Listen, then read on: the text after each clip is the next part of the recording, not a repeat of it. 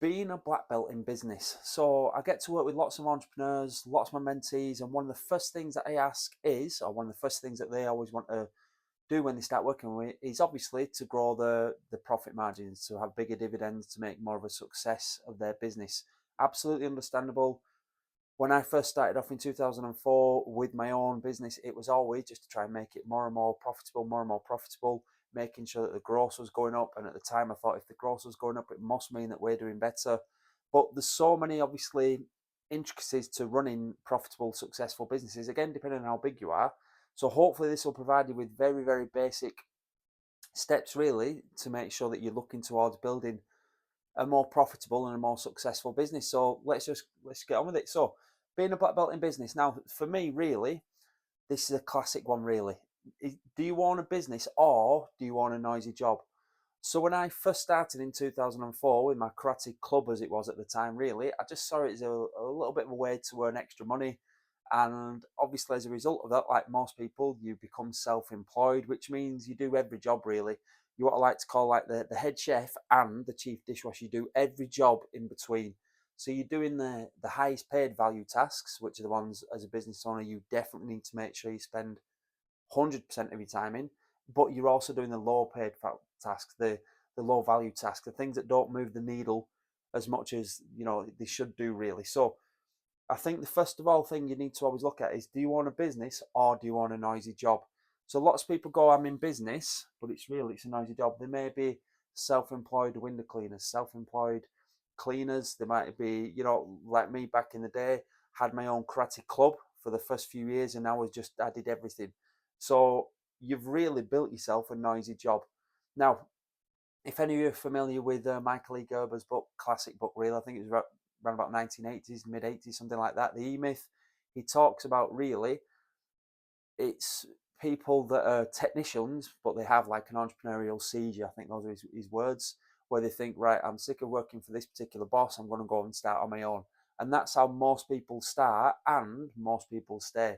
Now, again, it depends on what you're after really in life. For me, I wanted more cash flow. I wanted to make sure that it was very, very profitable, that the profits increased each and every month, each and every quarter.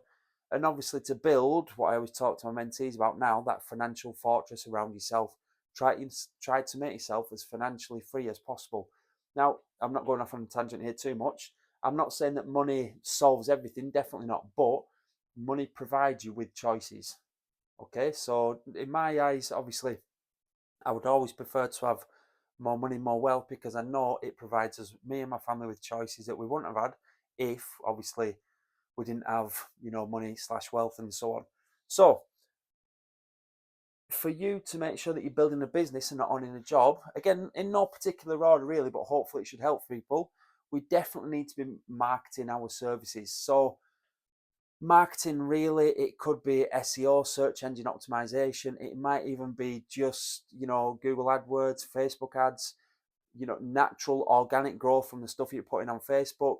It might be directed leaflets. It might be things like you're going a little bit old school, but advertising in the yellow pages or equivalent.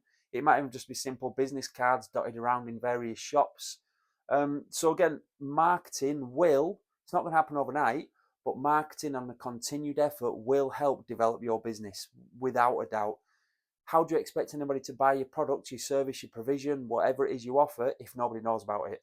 So again, a classic example there, I always used to say this to the team years ago, there are far many hamburger places than McDonald's, far better. But they're an established brand, you know what you're getting, and obviously the marketing's just continuous.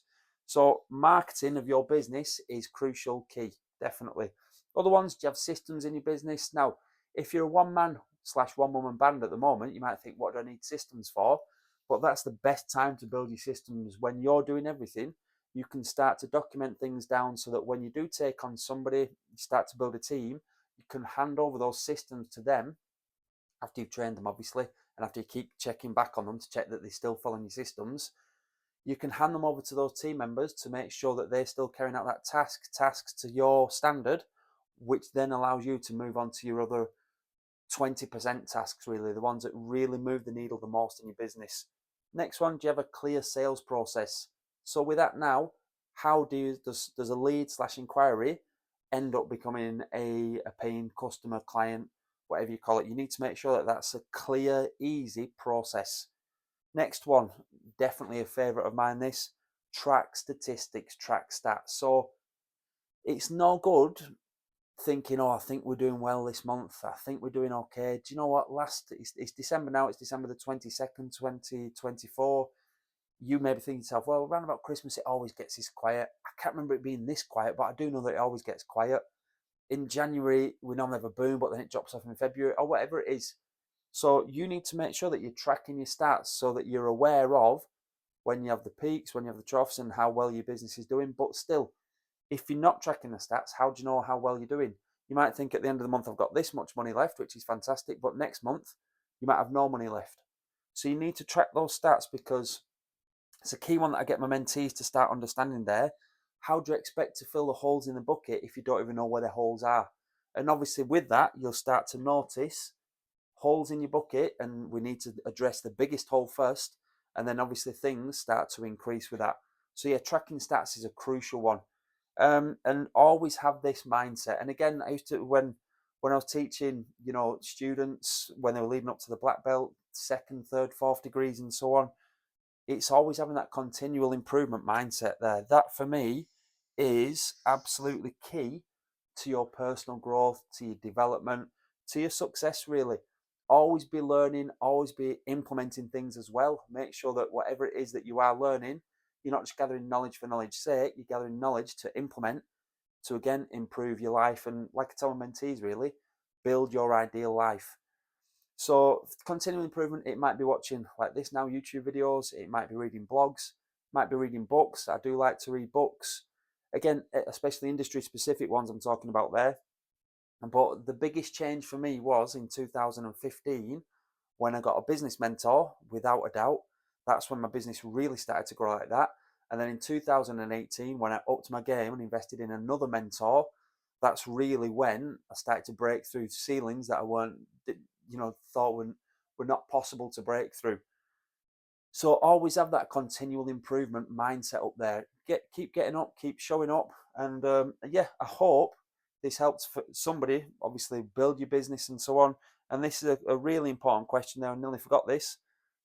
Does it run without me? Does it run without you? So your business now, could you ring whoever it was, if you've got a team member, hopefully you have, and say, right, I'm not coming in for a week, and it still runs without you?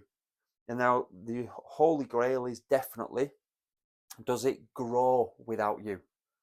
So there's a difference there as well. So at first you're getting that self-employed thing where you're doing everything. You might not even mind doing everything now, but I'd suggest that we start building things there, because one day you might get up and think, do you know what, I don't really want to do this anymore. Or worse, you might not be able to do that.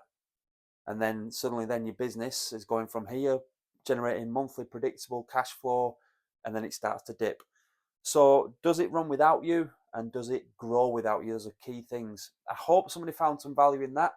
Quick recap again: marketing, systems, clear sales process, track stats, and I'm going to keep doing this, have that continual improvement mindset. Okay, good luck everybody. And if you like this video, please subscribe to the channel. We're always putting videos out on property, mindset, business, wealth, anything that will help the next generation of entrepreneurs build a successful life for themselves and their families, and build a financial moat around them. Okay, good luck everybody, all the best.